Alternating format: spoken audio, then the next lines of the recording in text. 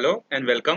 तो आज हम लोग इस वीडियो में देखने वाले हैं क्लास 10th साइंस का chapter periodic classification of element का एक्सरसाइज। ठीक है, तो जैसा कि इसके पहले वाले वीडियोस में हमने क्या किया था, चैप्टर के इंट्रोडक्शन वाले पार्ट को हमने कवर कर लिया था, बेसिक चीजें हमने वहां पर समझ ली थी, पूरा एक्सप्लेनेशन मैंने आपको समझा दिया था कि किस तरीके से मॉडर्न पीरियोडिक टेबल आया। उससे पहले और कौन कौन से साइंटिस्ट थे, जैसे डोबेनायर हो गया, न्यूलैंड हो गया और मेंडलीफ हो गया, फिर हेनरी मोसले हो गया। किस तरीके से जो है पीरियोडिक टेबल में इंप्रूवमेंट हुआ, किस तरीके से वो चेंजेस होते होते होते अभी हमारे पास फाइनली मॉडर्न पीरियोडिक टेबल है। ये सब की कहानी हमने पिछले वीडियोस में देख ली थी। ठीक है, तो आज हम लोग देखते हैं इसी के बेस पर एक्सरसाइज के क्वेश्चंस। और आप लोगों की बहुत ज्यादा डिमांड ये आ रही है कि इलेक्ट्रिसिटी वाले चैप्टर को जो है क्या करना है, एक्सप्लेन करना है। ठीक है, तो आज ही क्या होगा, शाम तक जो है ये वीडियोस अपलोड होने के कुछ देर बाद ही क्या होगा, इलेक्ट्रिसिटी के चैप्टर्स जो है आपके पास आ जाएंगे। तो पहले आप इस वीडियो को पहले पूरा देखना, जब तक एक चैप्टर खत्म ना हो दूसरे चैप्टर पे जंप नहीं करना है आपको। ठीक है, तो इस चैप्टर को एक बार पूरा कंप्लीट कर लो, देन उसके बाद you will go to the electricity chapter. ठीक है, now first question is what, choose the correct option. इसमें से करेक्ट ऑप्शन हमको क्या करना है, चूज करना है। देखो फर्स्ट बोल रहा है the position of which of the following element is not fixed in the periodic elements. इसमें से ऐसा कौन सा एलिमेंट है जो कि मॉडर्न पीरियोडिक टेबल में जिसका जगह फिक्स नहीं है। तो आंसर है हाइड्रोजन। क्यों हाइड्रोजन है, तो एक चीज देखो, हाइड्रोजन का जो नेचर है वो कैसा है, गैस है। और गैस मतलब क्या होगा, ये नॉन मेटल। तो नॉन मेटल जितने भी हैं वो सब कहाँ हैं, वो सब लास्ट लास्ट के पीरियोडिक टेबल में group number 15, group number 16, group number 17, group number 18 के साइड है। लेकिन हाइड्रोजन कहाँ रखा हुआ है, हाइड्रोजन पहले ग्रुप में रखा हुआ है, तो ये ग्रुप नंबर 1 में रखा हुआ है। जबकि ग्रुप नंबर 1 जो है पूरा का पूरा मेटल होता है, लेकिन ये ग्रुप नंबर 1 में है, लेकिन हाइड्रोजन मेटल नहीं है, तो इसका जगह पहले ग्रुप में नहीं होना चाहिए। इसका जगह कहाँ होना चाहिए, ग्रुप नंबर 17 में होना चाहिए। क्यों, क्योंकि ग्रुप नंबर 17 जितने भी होते हैं सबको एक एक इलेक्ट्रॉन की जरूरत पड़ती है, और हाइड्रोजन का भी एक ही सेल होता है, एक इलेक्ट्रॉन यहाँ पर होता है। और सिर्फ पहला सेल होने के कारण पहले सेल में सिर्फ 2 इलेक्ट्रॉन आ सकते हैं, इसीलिए सिर्फ और सिर्फ इसको एक ही इलेक्ट्रॉन की जरूरत है। इसको अपने लास्ट वाले ऑर्बिट में 8 इलेक्ट्रॉन रखने की जरूरत नहीं है। क्यों 8 इलेक्ट्रॉन रखने की जरूरत नहीं है, क्योंकि इसमें एक ही सेल है, पहला सेल ही है, और अकॉर्डिंग टू लॉ पहले सेल में सिर्फ 2 ही इलेक्ट्रॉन आ सकते हैं। तो जब हाइड्रोजन के पास 2 इलेक्ट्रॉन हो जाएगा तो अपने आप स्टेबल हो जाएगा। उसी तरीके से ग्रुप नंबर 17 में क्लोरीन, फ्लोरीन, ब्रोमीन, आयोडीन जितने भी आते हैं, जैसे क्लोरीन, क्लोरीन का एटॉमिक नंबर होता है 17, मतलब 2, 8 और 7। इसको भी स्टेबल होने के लिए एक चाहिए, हाइड्रोजन को भी स्टेबल होने के लिए एक चाहिए। तो यहाँ पर दोनों को एक एक इलेक्ट्रॉन की कमी है, इसीलिए जहां पर क्लोरीन बिलोंग करता है वहीं पर हाइड्रोजन भी बिलोंग करना चाहिए। तो पहला रीजन क्या है इसके अनस्टेबल होने का, पहला रीजन ये है कि ये ग्रुप नंबर 1 में है। जबकि ग्रुप नंबर 1 में कौन कौन आते हैं, ओनली मेटल्स आते हैं, लेकिन हाइड्रोजन मेटल्स नहीं है, इसीलिए ग्रुप नंबर 1 में बिलोंग नहीं करना चाहिए, पहला रीजन।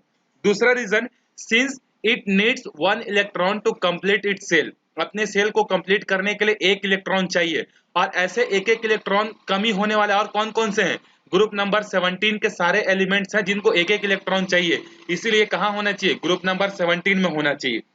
उसके बाद तीसरा चीज क्या है कि ये क्या है, एक नॉन मेटल है, और नॉन मेटल वाले सारे के सारे कहाँ हैं, ग्रुप नंबर 15, 16, 17, 18 में, तो इस साइड जो है होना चाहिए। इसीलिए हाइड्रोजन का जो जगह है वो कहीं पर भी मॉडर्न पीरियोडिक टेबल में भी फिक्स नहीं है।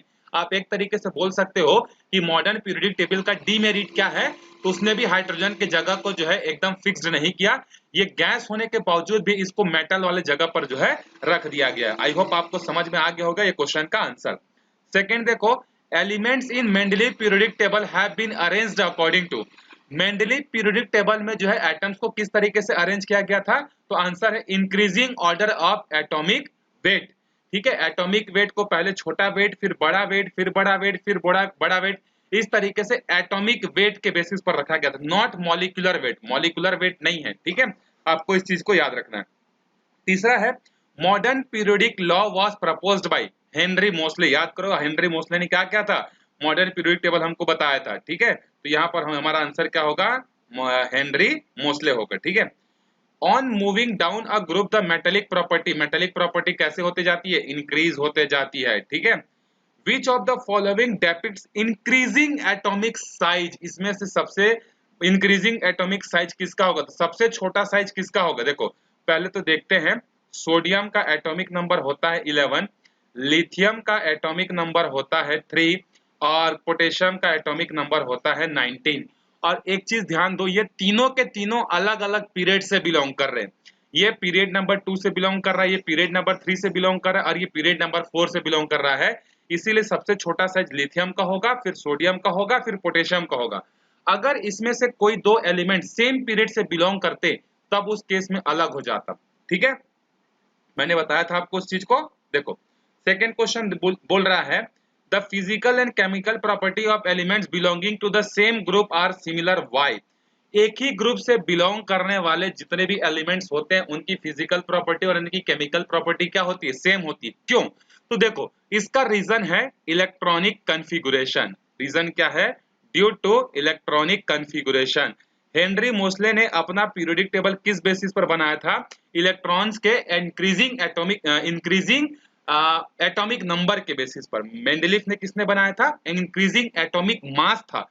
जबकि जो मोसले था, सॉरी, मोसले ने बनाया था एटॉमिक नंबर के बेसिस पर और मेंडलीफ ने बनाया था एटॉमिक मास के बेसिस पर।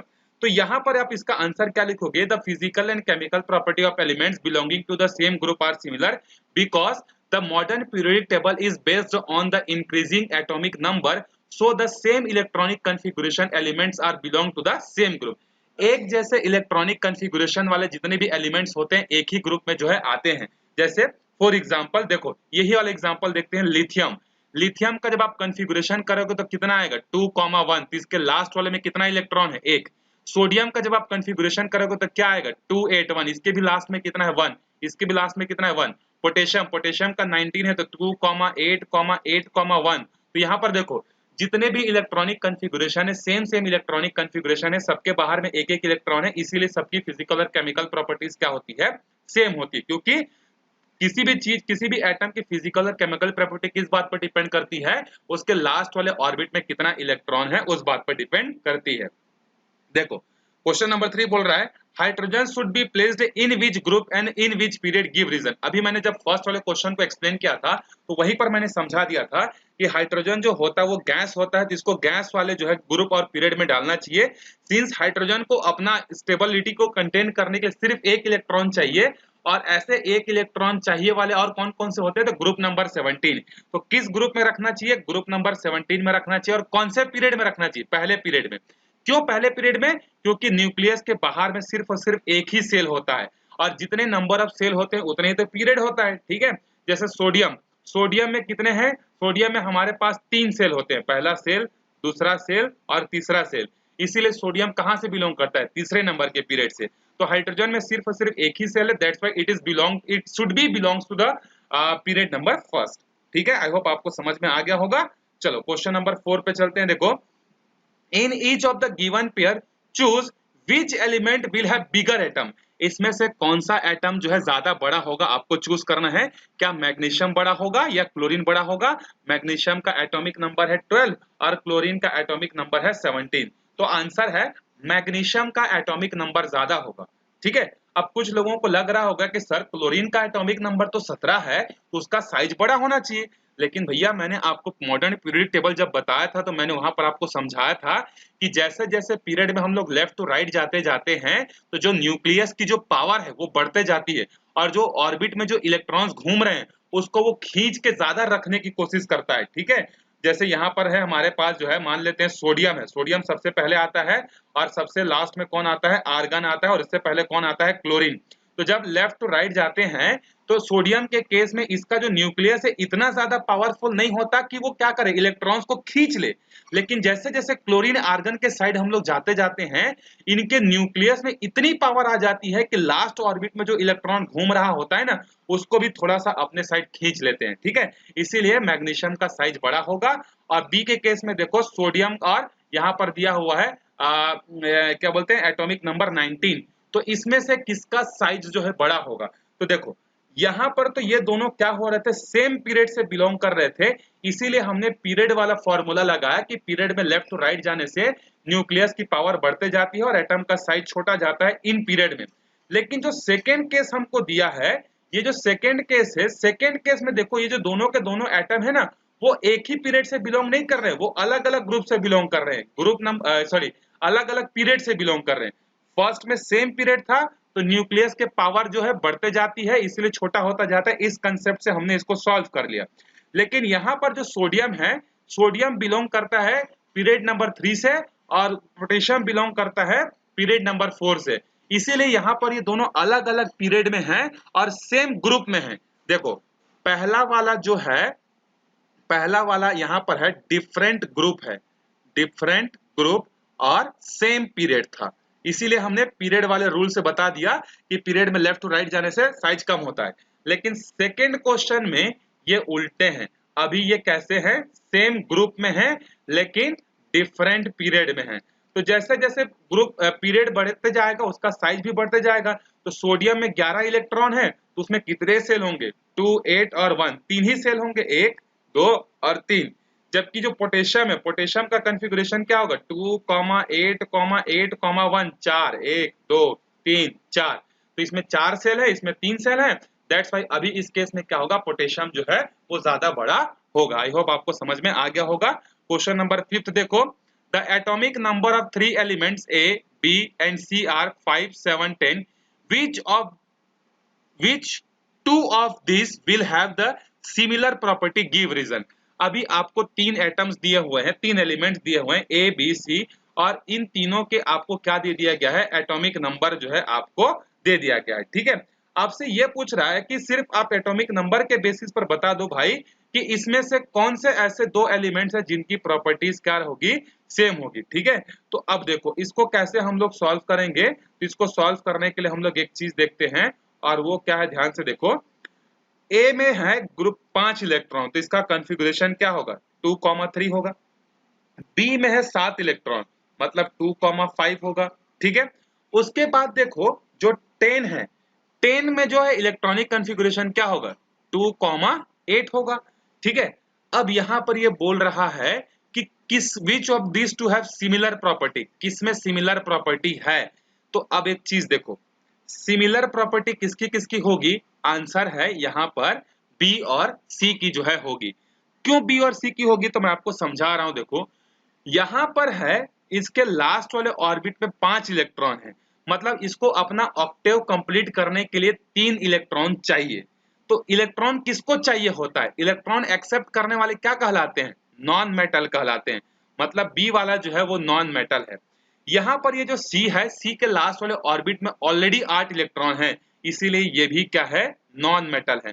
तो बी और सी दोनों के दोनों क्या है? नॉन मेटल है। और यहाँ पर जो ये ए है, ए इज अ मेटल। कैसे पता चला? इसके लास्ट वाले ऑर्बिट में कितना इलेक्ट्रॉन है? आंसर है 3 इलेक्ट्रॉन है। इसको ऑक्टेव कंप्लीट करने के लिए या तो 5 इलेक्ट्रॉन कहीं से ले आए या 3 इलेक्ट्रॉन को छोड़ दे। तो इसके लिए आसान कौन सा होगा? 3 इलेक्ट्रॉन को छोड़ना। और इलेक्ट्रॉन छोड़ने की प्रॉपर्टी कौन रखते हैं? आंसर है मेटल रखते हैं। तो ये क्या है? ए जो है मेटल है, बी और सी दोनों के दोनों क्या है?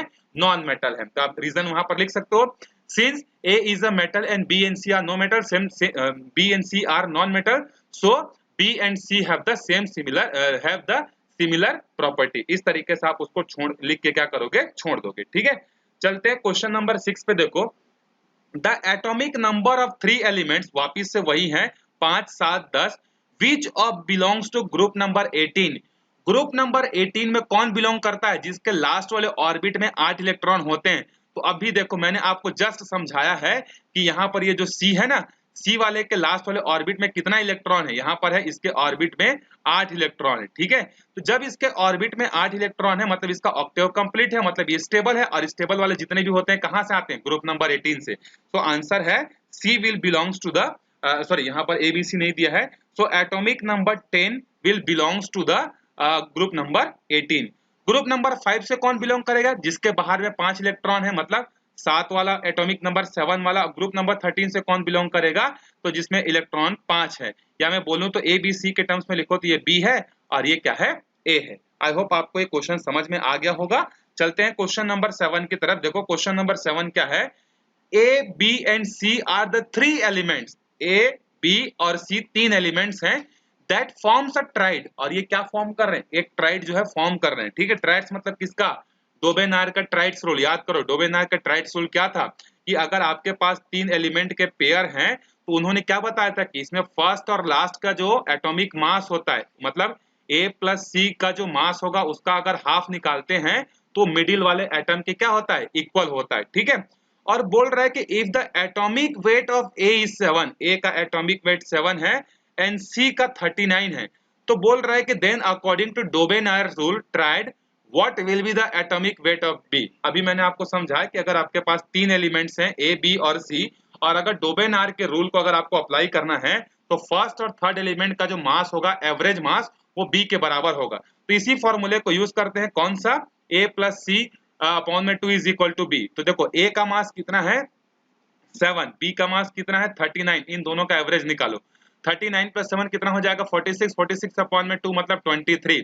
तो जो यहाँ पर जो होगा वेट ऑफ बी कितना होगा 23 जो है होगा। डोबेनायर के रूल से आप इसको इस तरीके से लिख सकते हो, ठीक है। क्वेश्चन नंबर 8 पे चलते हैं। देखो the figure shows a part of periodic table. यहाँ पर देखो एक फिगर दिया हुआ है और ये क्या है, मॉडर्न पीरियोडिक टेबल का कुछ कुछ पार्ट है यहाँ से, ठीक है। अब ये बोल रहा है कि if we move horizontally from left to right, अगर लेफ्ट टू राइट जाएंगे तो क्या होगा, how does the metallic characteristic of the element changes. तो आंसर है डिक्रीजेस। क्यों डिक्रीजेस, क्योंकि जब हम लोग किसी पीरियड में लेफ्ट टू राइट जाते हैं तो इलेक्ट्रॉन की एक्सेप्ट करने की टेंडेंसी बढ़ते जाती है, और इलेक्ट्रॉन एक्सेप्ट करने वाले कौन होते हैं, नॉन मेटल्स होते हैं। तो ये पहला क्या होगा, डिक्रीज होगा, ठीक है। सेकेंड क्वेश्चन क्या, देखो हाउ डज इलेक्ट्रोनेगेटिविटी चेंजेस। अब याद करो इलेक्ट्रोनेगेटिविटी क्या होता है, जो शेयरिंग हुआ होता है दो एलिमेंट्स के बीच में इलेक्ट्रॉन, उस इलेक्ट्रॉन को अपने साइड ज्यादा खींच के जो रखने की टेंडेंसी होती है उसी को क्या बोलते हैं, इलेक्ट्रोनेगेटिविटी। और जैसे जैसे लेफ्ट टू राइट जाते जाते ये जो जितने भी एलिमेंट्स होती है सब भूखे होते जाते हैं इलेक्ट्रॉन्स के, ठीक है। तो यहाँ पर इलेक्ट्रोनेगेटिविटी क्या होते जाएगी, इंक्रीज होते जाएगी, ठीक है। इलेक्ट्रॉन शेयरिंग किए हुए इलेक्ट्रॉन को अपने साइड लेने की ज्यादा टेंडेंसी आते जाएगी, ठीक है। याद करो मैंने दो फ्रेंड्स का एग्जांपल दिया था, दोनों ने 50-50% लेकर जो है बाइक खरीदा था करके एग्जांपल दिया था, ठीक है, वही इलेक्ट्रोनेगेटिविटी होता है। तीसरा दिया है how does electron affinity change. Electron affinity का मतलब क्या होता है, आयोनाइजेशन एंथैल्पी होता है। तो आयोनाइजेशन एंथैल्पी मतलब क्या होता है, एक इलेक्ट्रॉन को रिमूव करने के लिए कितनी एनर्जी चाहिए। तो जैसे जैसे लेफ्ट टू राइट जाते जाओगे ये इलेक्ट्रॉन देंगे नहीं, ये इलेक्ट्रॉन लेंगे, इसीलिए यहां पर आपको ज्यादा एनर्जी देनी पड़ेगी, दैट्स व्हाई ये क्या होते जाएगा, इंक्रीज होते जाएगा। क्वेश्चन नंबर 9 देखो, why did Mendeleev leave gaps in his periodic table, use an example to illustrate your answer. देखो मैंने आपको जब मेंडलीव का पीरियोडिक टेबल बताया था तो मैंने वहां पर आपको समझाया था कि मेंडलीव ने क्या किया था, कुछ एलिमेंट्स के लिए जो है क्या किया था, खाली जगह जो है उसने छोड़ दिया था। क्यों छोड़ दिया था, उसको पता था एक चीज की, भले ही मैं जब पीरियोडिक टेबल बना रहा हूं उस समय तो कुछ कुछ एलिमेंट्स नहीं पता है, लेकिन मेरे पीरियोडिक टेबल के बन जाने के बाद भी फ्यूचर में कुछ ऐसे एलिमेंट्स मिलेंगे जो कि इस पीरियोडिक टेबल में भरेंगे। तो इसको पता था कि फ्यूचर में और भी एलिमेंट्स मिलने वाले हैं, इसीलिए उसने क्या किया था, उसमें खाली जगह छोड़ दिया था, ठीक है।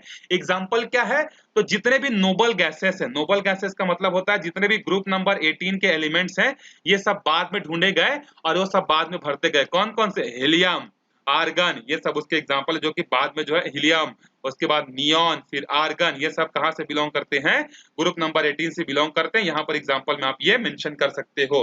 चलो अगला है, देखो are Dobereiner triad seen in a Newland octet, compare and right.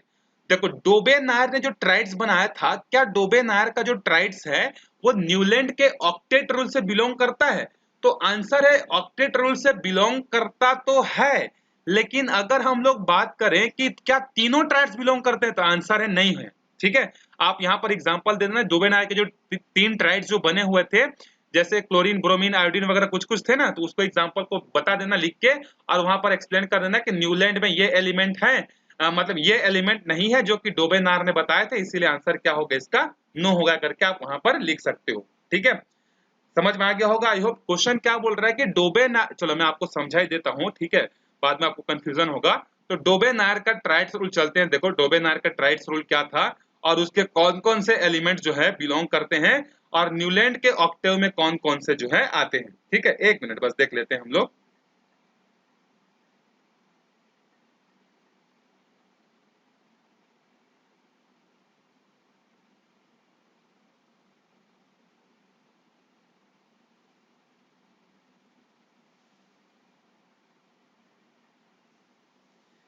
ये देखो ये है न्यूलैंड का ऑक्टेव रूल, ठीक है।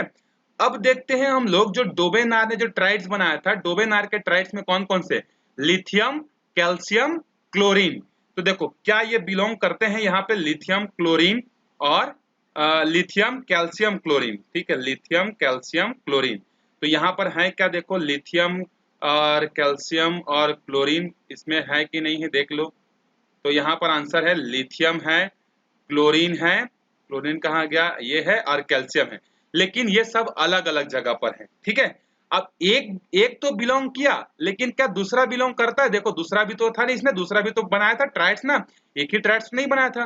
दूसरा ट्राइड्स क्या, देखो सोडियम, स्ट्रोंटियम, सॉरी एक मिनट, ये ऐसा था, लिथियम था, सोडियम था, पोटेशियम था, ऐसे चलता है। हाँ, तो लिथियम, सोडियम और पोटेशियम बिलोंग तो करते हैं, लेकिन कैल्शियम, स्ट्रोंटियम, बेरियम नहीं करते। और यहाँ पर क्लोरीन, ब्रोमीन और आयोडीन भी जो है यहाँ से बिलोंग नहीं करते हैं। तो इसके एक दो ट्राइड्स बस बिलोंग करते हैं, बाकी ट्राइड्स जो बिलोंग नहीं करते हैं। तो आप यहाँ पर उसको मेंशन करके लिख देना, और ऊपर के एग्जांपल को भी आप वहां पर दिखा सकते हो लिख के कि इस तरीके से कुछ बिलोंग कर रहे हैं और कुछ जो है बिलोंग नहीं कर रहे हैं करके। ठीक है, आई होप आपको समझ में आ गया होगा। आंसर आपको रटना नहीं है, आपको चीजों को समझना है साइंस में। ठीक है, मैं आपको डिटेल में बता रहा हूं, ताकि अगर आप ओन वर्ड्स में भी आंसर लिखते हो बोर्ड एग्जाम में, एक चीज मैं आपको एक्सप्लेन कर देता हूं, बोर्ड एग्जाम में कॉपी चेक करने वाला ना तो आपका नाम जानता है, ना ही आपका कुछ भी जानता है। आपका पूरा का पूरा कॉपी सील्ड रहता है, उसको ना तो रोल नंबर भी नहीं पता होता है। ठीक है, तो आप लोग अपना कॉपी का प्रेजेंटेशन जितना बेहतरीन रखोगे उतना अच्छा मार्क्स मिलेंगे। और ऐसा नहीं है कि जो आपके नवबोध में, प्रबोध में, बुक में आप ही आपके टीचर ने जो लिखवाया है सेम टू सेम वैसे लिखने से ही मार्क्स मिलते हैं, ऐसा कुछ नहीं है। मैंने भी कॉपी चेक की है बोर्ड एग्जाम्स की, और ऐसा कुछ नहीं है। अगर आप लोग अपनी भावनाओं को, अपने फीलिंग्स को अपने ओन वर्ड्स में भी अगर एक्सप्रेस कर देते हो, क्वेश्चन का आंसर अगर आप ओन वर्ड्स में भी करते हो, और कॉपी चेक करने वाले को आपका इंटेंशन अगर समझ में आता है, तब भी आपको फुल में फुल मार्क्स क्या होगा, देगा। तो इसीलिए रटने की टेंडेंसी छोड़ो। अभी तो क्लास 10 है, क्लास 10 का सिलेबस छोटा है। अगर आप क्लास 11th में जाओगे, कोई भी सब्जेक्ट चूज करोगे, चाहे आर्ट्स लोगे, ह्यूमैनिटीज लोगे, कॉमर्स लोगे, साइंस लोगे, मैथ्स लोगे, वहां पर आपके रटने की टेंडेंसी काम नहीं आएगी। अगर आप रट रट के पढ़ रहे हो तो वो सिर्फ मार्क्स के लिए, नॉलेज नहीं है। ठीक है, और मेरा पूरा का पूरा वीडियो का फोकस सिर्फ और सिर्फ ये रहता है कि नॉलेज के साथ साथ आपको मार्क्स मिले। ठीक है, तो नॉलेज गेन करना ज्यादा इंपॉर्टेंट है। ठीक है, आपने थ्री इडियट मूवी देखी होगी, आप लोगों ने, बहुत सारे लोगों ने देखी होगी। उसमें एक बड़ा फेमस डायलॉग है कि कामयाब होने के लिए नहीं, काबिल होने के लिए पढ़ाई करो, कामयाबी जो है झक मार के पीछे आएगी। ठीक है, तो उसी तरीके से अपने नॉलेज के लिए पढ़ाई करो, मार्क्स जरूर आएंगे। क्वेश्चन आपको कैसा भी जलेबी जैसा घुमा के दे दे, आप उसको टैकल कर सकते हो अगर आपको बेसिक चीजें पता है तो। ठीक है, अभी तो हम लोग सिर्फ चैप्टर्स के जो है एक्सप्लेनेशन कर रहे हैं, क्वेश्चन आंसर कर रहे हैं।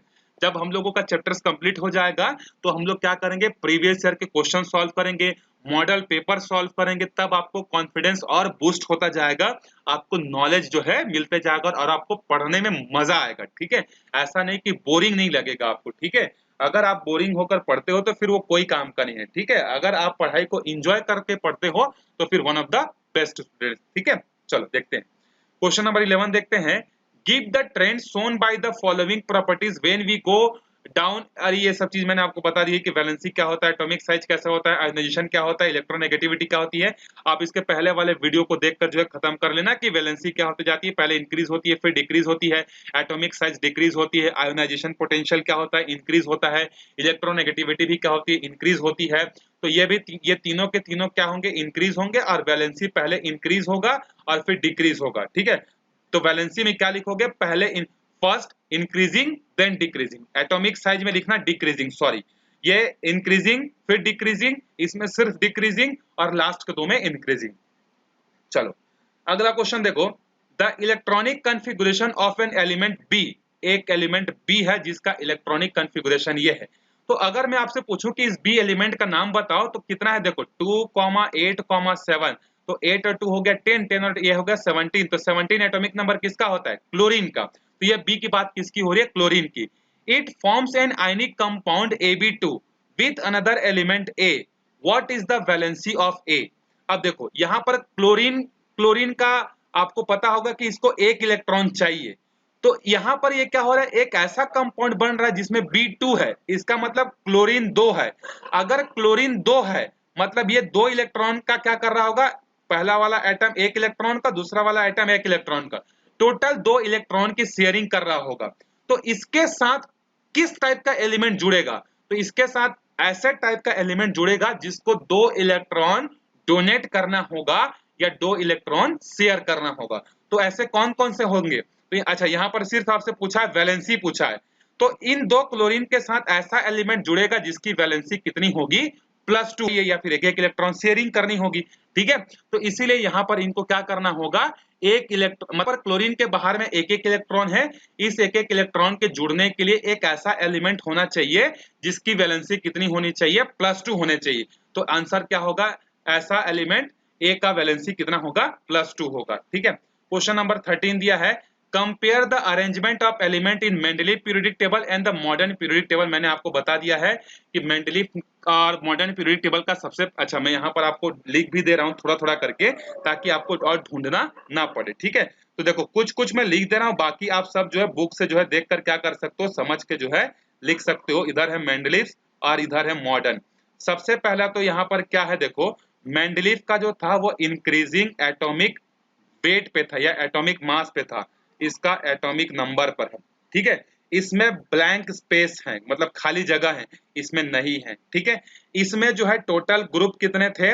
आंसर है 8 थे। इसमें ग्रुप कितने हैं? 18 है। इसमें पीरियड कितने थे? आई थिंक 6 थे, और इसमें पीरियड कितने हैं? 7 है। ठीक है, उसके बाद इसमें जो है ये सबके सब क्या थे? सब ग्रुप में भी डिवाइडेड थे, लेकिन इसमें कोई सब ग्रुप में डिवाइडेड नहीं है। किस तरीके से और 2-3 डिफरेंस जो है देखकर आप क्या कर सकते हो, वहां पर उसको कंप्लीट कर सकते हो। ठीक है, तो यहाँ पर हमारा चैप्टर नंबर 4 कंप्लीट होता है। इसके बाद हम लोग पढ़ेंगे इलेक्ट्रिसिटी वाला चैप्टर, जो कि आपको बहुत ज्यादा डिफिकल्ट लग रहा है।